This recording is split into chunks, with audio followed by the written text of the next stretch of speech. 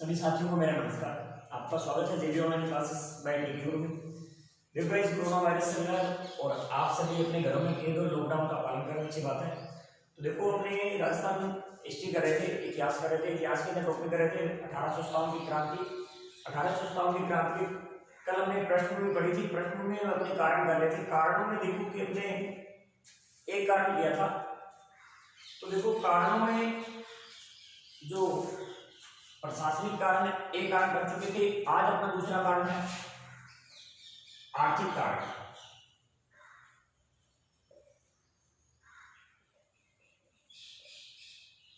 यानी कि क्रांति हुई थी, क्यों हुई थी, इस वजह अपने पढ़ रहे थे आर्थिक कारणों के अंदर। आर्थिक कारण मेनली क्या हो सकते हैं? तो आर्थिक कारण की पहली बात तो कि जिस प्रकार से आज अपने कोई आंदोलन करते हैं, तो आंदोलन क्यों करते हैं कि इस वजह से करते हैं क्योंकि उस समय देखो कि 1857 के आसपास जिस प्रकार से मुगल सत्ता भारत में, मुगल सत्ता के बाद में अंग्रेजी सत्ता जिस प्रकार भारत में आई थी, तो उन्होंने अपने ऊपर लगभग 75% तक क्या कर दिया था, कर लगा दिया था। यानी कि अगर मान लो अपने बीघे के अंदर, एक बीघे के अंदर 10 क्विंटल गेहूं होता है, तो उसका 7.5 क्विंटल, अगर 10 क्विंटल बीघे की एवरेज से अपने गेहूं होता है, तो उसमें से 7.5 क्विंटल गेहूं अंग्रेजों को देना पड़ता था टैक्स के रूप में। तो किसान भी इससे परेशान थे, हर वर्ग इससे परेशान था। तो ये था आर्थिक कारण। इसके बाद में तीसरा कारण मैंने बताया था आपको, धार्मिक कारण।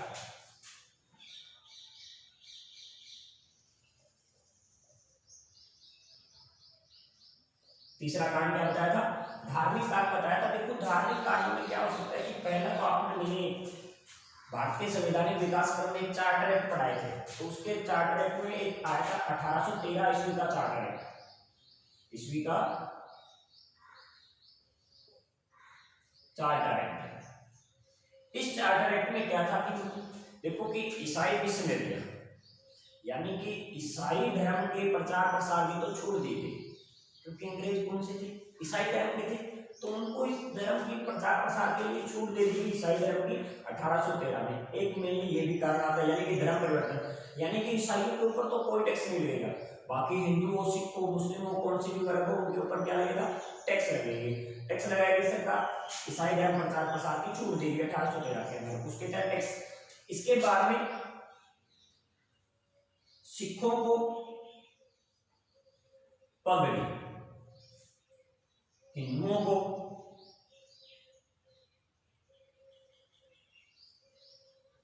चोटी और माथे पर टीका, और मुस्लिमों को टोपी।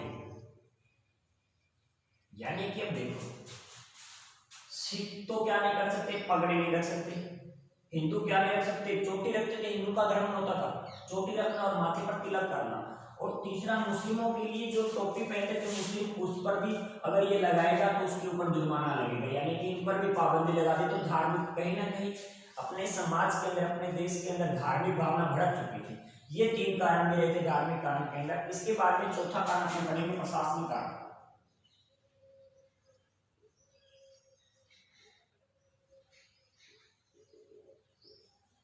प्रशासनिक कारण देखो कि प्रशासनिक कारणों की कड़ी के अंदर आप एक ध्यान में रखना कि यहां पर एक घोषणा होती है कि जिस प्रकार से भारतीय सैनिक थे, भारतीय सैनिकों ने चाहे कितना भी बड़ा काम क्यों न किया, उनको एक तो वेतन अंग्रेजी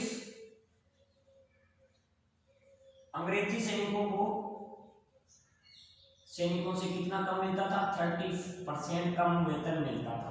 प्लस अगर कोई मान लो कि वेतन भत्तों में भी कटौती होती थी भारतीय सैनिकों, यानी कि हिंदू और मुस्लिम और जैसे भारतीय सैनिक थे, चाहे वो सिख थे, चाहे वो हिंदू थे, चाहे वो मुस्लिम थे, उनको अंग्रेजी सेना से 30% सैलरी कम देना।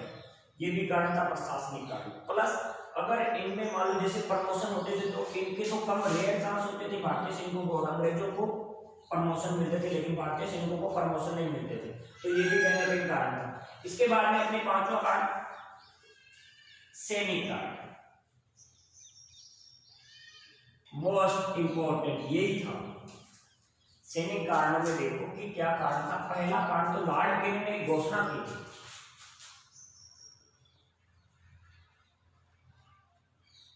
केनी। अब देखो कि जो तत्कालिक कारण बना था 1857 की क्रांति का पूरे देश में भड़कने का कारण जो बना था वो यही कारण था, लॉर्ड केनी। लॉर्ड केनी ने घोषणा की थी कि समुद्री मार्ग के द्वारा, समुद्री मार्ग से भारतीय जो सैनिक है, भारतीय जो सैनिक है वो समुद्र से होते हुए हमारी सहायता करेंगे।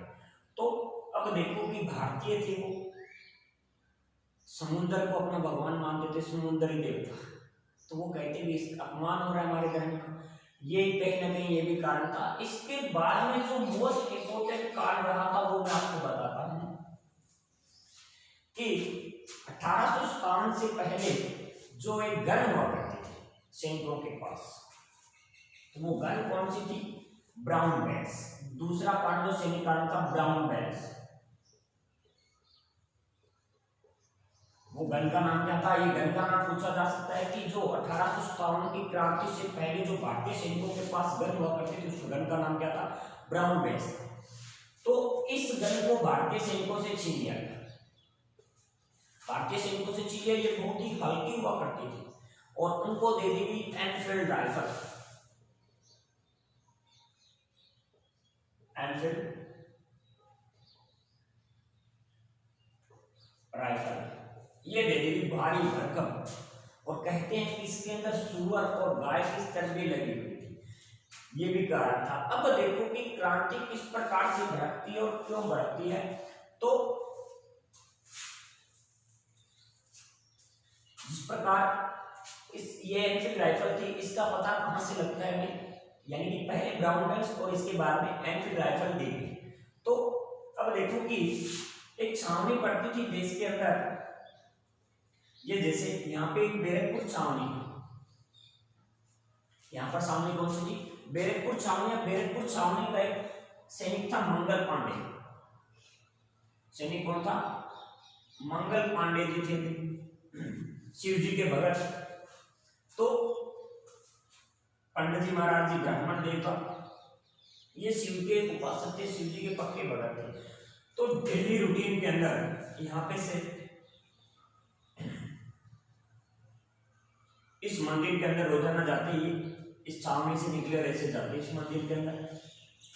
तो एक दिन वाक्य ऐसा हुआ कि मंगल पांडे को एक निम्न वर्ग का यानी कि पहले छुआछूत ज्यादा होते थे, ऊंच नीच का भेदभाव सबसे ज्यादा। अब तो सरकार ने इसके लिए कड़े नियम बना दिए, छुआछूत अधिनियम। अगर ये क्वेश्चन वेरी वेरी इंपॉर्टेंट है, छुआछूत अधिनियम कब बनाया गया? 1955 के अंदर। और छुआछूत से संबंधित आर्टिकल पूछे, छुआछूत का अंत तो आर्टिकल है 17, अनुच्छेद 17 में क्या है? छुआछूत का अंत। तो मोस्ट इंपोर्टेंट क्वेश्चन है। अब देखो कि मंगल पांडे को यहाँ पर एक किसान मिलता है निम्न वर्ग का, तो उसे प्यास लगी हुई है। तो मंगल पांडे जी के पास एक लोटा था, उस किसान ने कहा कि मुझे पानी पिलाइए, प्यास लगी। तो मंगल पांडे जी ने उसे पानी पिलाया। तो देखो कि पानी किस प्रकार पिलाया, पानी पिलाते हैं इस प्रकार से। अब उसने निम्न वर्ग का था तो इस प्रकार कर लिया और ऊपर से पानी डाल दिया। तो कहते हैं कि मंगल पांडे जी के पास जो लोटा था या जो पानी का बर्तन था वो उस निम्न वर्ग के आदमी के हाथ में लगा। तो उन्होंने मंगल पांडे जी ने लोटा वहीं पर छोड़ा और वापस चले गए। तो लोटा छोड़कर जा रहे थे तो निम्न वर्ग के आदमी को ठेस पहुंची, धार्मिक ठेस पहुंची, ये क्या कह मेरे साथ। तो इन्होंने कहा कि क्यों आपने ये लोटा क्यों छोड़ा? तो अब वो कहते हैं कि आप निम्न वर्ग के हो, मैं उच्च वर्ग का। तो ये जो किसान है वो क्या कहता है कि बहुत बड़े ब्राह्मण हो आप, मैंने आप इसे बहुत देखे हैं, आप जो गन यूज कर रहे हो राइफल एनफील्ड राइफल्स, ये यूज कर इसके अंदर गाय और सुअर की चर्बी लगी हुई है, गाय और सुअर की चर्बी लगी हुई है, आप बड़े बहुत बड़े महात्मा बन रहे हो, दूसरों को शिक्षा दे रहे हो, लेकिन आप जिस राइफल को चला रहे हो उसके अंदर गाय और सूअर की चर्बी लगी हुई है। अब इस बात को मंगल पांडे का दिमाग चकरा गया पूरा। अब इस छावनी का जो इंचार्ज होता है अंग्रेज अधिकारी बाघ सिंह, इस बाघ सिंह के पास आता है और ये कहता है कि हाँ भाई बोल, मैंने ये सुना है कि एनफील्ड राइफल के अंदर गाय और सूअर की चर्बी लगी हुई जिसे दांतों से धोना पड़ता है चलाने से पहले। तो इसने बाघ सिंह ने कहा कि यार तू समझदार है, इतना ज्ञानी बंदा, तो किसी के बहकाव में आ गया, तुझे वो भड़का रहा है। तो मंगल पांडे जी ने सोचा यार बात तो सही कह रहा है, मैं या तो बहकाव में आ चुका हूँ। अब देखो भी मंगल पांडे जी का तो डेली का रूटीन तो, लेकिन किसान भी वो निम्न वर्ग का आदमी से धार्मिक ठेस पहुंची थी तो अब जाना ही था। अब मंगल पांडे जी दूसरे दिन आए तो किसान वहीं पर आते ही, पांडे जी क्या हुआ पूछा उससे, तो मंगल पांडे कहते तेरे पास क्या सबूत है, तेरे पास क्या सबूत, क्या सबूत दे मुझे, चल मेरे साथ। अब देखो यहीं पर बंगाल के अंदर बांग्ला हो चुका है, स्टेट का नाम पहले पश्चिम बंगाल था, अभी इसका बांग्ला हो चुका है। तो वहां पर जो जहां पर एक फैक्ट्री लगी हुई थी, एनफील्ड राइफल्स तैयार होती थी, वहां पर उसका किसान का कोई जानकार रिश्तेदार था, वहां पर वो काम करता और मंगल पांडे को सब डर से दिखाता है। अब मंगल पांडे का पूरा दिमाग चकरा चुका, वापिस आता है दूसरे दिन सुबह सुबह, यहाँ पर जैसे पार्क बना हुआ है, बैरपुर छावनी के अंदर पार्क बना हुआ है। तो इस पार्क के अंदर देखो कि ये जो बाघ सिंह है सुबह सुबह वॉकिंग कर रहा है, तो मंगल पांडे के पास उस समय थे सिर्फ 4 कारतूस। कितने कारतूस? 4 कारतूस थे। तो मंगल पांडे ने आओ देखा ना ताव देखा, पहला तो कारतूस मारा सीधा, बाघ सिंह घोड़े पर था, घोड़े के, और दूसरा बाघ सिंह नीचे गिर गया, तो दूसरा छाती के अंदर, यानी कि बाघ सिंह वहीं पर मारा गया। अब बाघ सिंह मारा जा चुका है, तो बाघ सिंह मारा गया। अब जैसे ही गोली की आवाज सुनी तो यहाँ पर एक और अंग्रेज अधिकारी हनीमन के नाम से, ह्यूमन के नाम से, वो दौड़कर यहाँ पर आता है। तो मंगल पांडे ने उसे भी सल्टा दिया, यानी कि चारों के चारों कारतूस खत्म हो गए, और यहीं से वो देश के अंदर 1857 की क्रांति की आग बढ़ गई थी। और इसके बाद में देखो कि अंग्रेजों के सामने बोलने से अगर मान लो कोई ऊंची आवाज में बात कर लेता तो उसको भी डर देते थे। तो इन्होंने तो भाई इनके 2 अधिकारियों को मारा, तो मंगल पांडे को क्या दे दी गई?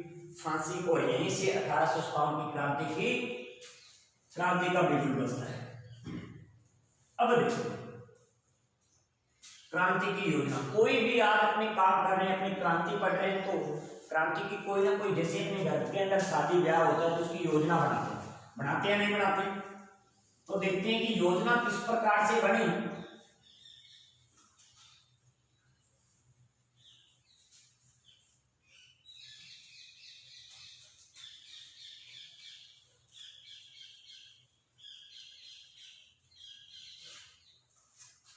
देखो योजना कहां पर बनी और किस प्रकार बनी क्रांति की योजना, क्योंकि योजना तो बनानी पड़ेगी भी, पूरे देश में करनी, ठीक है। तो योजना किस प्रकार बनी और इससे योजनाकार कौन थे? अपने जैसे घरों के अंदर कोई भी शादी, कोई भी प्रोग्राम होता है छोटा मोटा, तो अपनी योजना बनाते नहीं बनाते? योजना रूप से चलते भाई ये काम करेंगे। तो योजना में सहयोग किसका रहता है? बड़े बुजुर्ग लोग रहता है ना, बुजुर्ग लोगों का। तो देखो कि बुजुर्ग में कौन, या तो दादा या फिर नाना। कौन? दादा या फिर नाना, 2 ही बनाते हैं। लेकिन दादे वाला जो ट्रेंड था वो चला गया, क्योंकि अब अगर अपने घरों में कोई प्रोग्राम होता है ना तो पीए पक्ष की ज्यादा मनवारी की जाती है, दादे को कोई नहीं पूछता, क्योंकि अभी ऐसा ही चल रहा है। तो अब देखो भाई, यानी कि नाना से अपने को याद रखना, नाना भाई, नाना साहब योजनाकार कौन थे? अगर 1857 की क्रांति का योजनाकार पूछा जाए तो कौन आएंगे? नाना साहब थे। कौन थे? नाना साहब। और इनके साथ में तात्या टोपे भी है। तो नाना साहब ने योजना बनाई, तो योजना के अंदर एक तारीख निश्चित की गई। क्या निश्चित की गई? तारीख निश्चित की गई। और सबसे पहले एक देखो कि जो पूर्वी भारत, उनको पूर्वीय बोले जाते थे, क्या बोलते हैं उनको, पूर्वी बोले जाते थे। इनके अंदर सबसे ज्यादा जोश हुआ करता था। इनको समझाया गया कि आप सबसे ज्यादा आपने उतावलापना, आपने जोश ज्यादा, लेकिन जोश भी टाइम पे काम देता है। तो इनको कहा गया कि अपने ऐसा करेंगे एक ही दिन, यानी कि जैसे ये पूरा भाग है, तो एक ही दिन अगर मान लो हमला करेंगे तो अंग्रेज क्या है, कौन कौन से को दबाएंगे, कौन कौन से विद्रोह को दबाएंगे, उनको समझ में नहीं आएगा, इसलिए ये योजना बनाई। लेकिन इनको समझाया गया कि आप थोड़ी सी दिलचाई रखना, कहते ठीक है। अब योजना बन गई, लेकिन योजना बनी कहां पर, मोस्ट इंपॉर्टेंट क्वेश्चन ये है, योजना कौन से, अगर जिला पूछा जाए तो कानपुर, लेकिन जिला कोई नहीं पूछता। आपको पूरा स्टिक्स, मैंने आपको कहा कि पूरे 1857 की क्रांति डीपली कराऊंगा, तो हर टॉपिक में डीपली करवाता हूं, तो पूरा डीपली। तो योजना कानपुर के कौन से गांव में बनी 1857 की क्रांति की योजना, तो बिठूर गांव था। देखो यहां से क्वेश्चन किस प्रकार पूछा जा सकता है, दो लैंग्वेज में क्वेश्चन बन सकता है। पहला क्वेश्चन तो कि 1857 की क्रांति का योजनाकार पूछा जाए तो नाना साहब, कौन थे, नाना साहब। और दूसरा क्वेश्चन इस प्रकार से कि 1857 की क्रांति की योजना कौन से गांव में बनी, तो वो गांव कौन सा था, बिठूर गांव था। कौन सा जिला था, कानपुर। अब देखो कि इस बिठूर गांव से एक क्वेश्चन और बन सकता है कि 1857 की क्रांति से रिलेटेड गांव कौन सा है, तो वो है बिठूर। कौन सा गांव है, बिठूर गांव है। इस असंगत में भी पूछा जा सकता है कि और नाम देके मैंने एक क्वेश्चन भी दिया था आपको पहले, कि जो मैंने टेस्ट सीरीज देखी उसके अंदर ये क्वेश्चन भी दिया था, असंगत है। तो बिठूर कहां पर है, कानपुर में, तो ध्यान में रखना। तो अब देखो कि ये योजना बन चुकी है, तो योजना पढ़ने आगे पढ़ने से पूर्व आपको पता होनी चाहिए इसकी पोस्ट पता होनी चाहिए। पद, तो पद अपने करेंगे, देश के अंदर सबसे बड़ा होता था जीजी। कौन होता था, जीजी। जीजी के बाद में आता था एलजीजी। एलजीजी के बाद में होता था एजीजी। एजीजी के बाद में होता था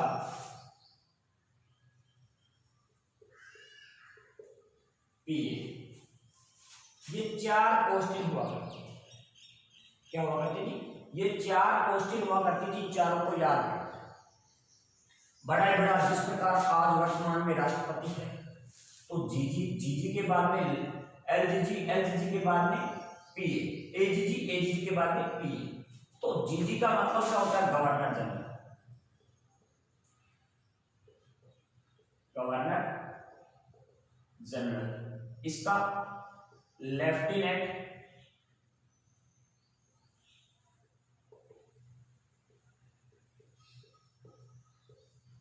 गवर्नर जनरल,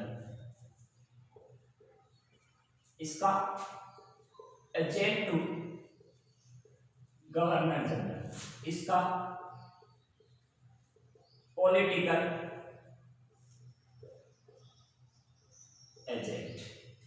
देश का सबसे बड़ा अधिकारी कौन होता था, जीजी, जीजी के बाद में एलजीजी, एलजीजी के बाद में एजीजी और एजीजी के बाद में पीए। अब देखो कि ये तो पूरा देश का हो गया। एलजीजी थी, उसमें भारत के अंदर चार थे, कितने थे, चार थे। और ये हर प्रांत का हुआ, प्रांत या राज्य मान सकते हो, ये आप मान सकते हो जिस प्रकार आज संभागों के रूप में बना हुआ हमारा राजस्थान 7 संभाग के अंदर, उसी प्रकार संभागीय आयुक्त को हमने मान सकते पीए, ठीक है। क्योंकि राजस्थान का क्षेत्रफल आपको पता है ना, 3,42,239.74 वर्ग किलोमीटर। इतने वर्ग में एक पहला मुख्यमंत्री कुछ नहीं कर सकता, उसको सूचना देने वाला होता है, नहीं होता, सूचना देते हैं ना हम सभी। तो उसी प्रकार से ये पोस्टिंग हुआ करती थी। तो देखो कि क्रांति पढ़ रहे हैं, तो क्रांति के समय की बात कर रहा हूं। तो क्रांति के समय भारत का जीजी कौन था, तो भारत का जीजी कौन था, कैसे क्रांति कैसे कहने, लॉर्ड